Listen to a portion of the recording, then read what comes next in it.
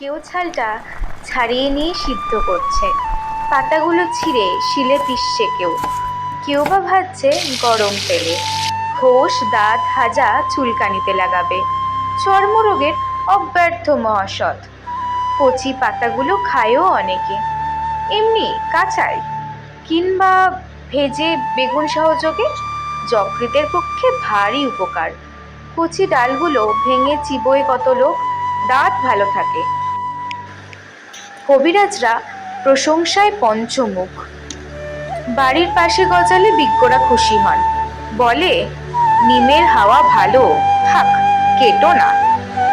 কাটে না, কিন্তু যত্নও করে না। আবর্জনা জমে এসে চারিদিকে, শান দিয়ে বাঁধিয়েও দেয় কেউ, সে আর এক আবর্জনা। একদিন এক নতুন ধরনের লোক এলো, মুগ্ধ দৃষ্টিতে চেয়ে রইল নিম গাছের দিকে।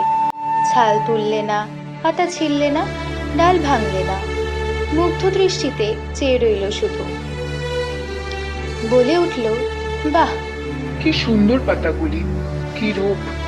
তোকা তোকা ফুলেরই বাকি বাহার। এক ঝাঁক নক্ষত্র নেমে এসেছে যেন, নীল আকাশ থেকে সবুজ শ্যামে। বাহ! খানিকক্ষণ চেয়ে থেকে চলে গেল। কবিরাজ নয়, কবি। নিম গাছটার ইচ্ছে করতে লাগলো লোকটার সঙ্গে চলে যায়, কিন্তু পারলে না। মাটির ভিতরে শিকড় অনেক দূর চলে গেছে। বাড়ির বাইরের আবর্জনার স্তূপের মধ্যেই দাঁড়িয়ে রইল সে। ওদের বাড়ির গৃহকর্ম নিপুণা লক্ষ্মী বউটারও ঠিক এক দশা।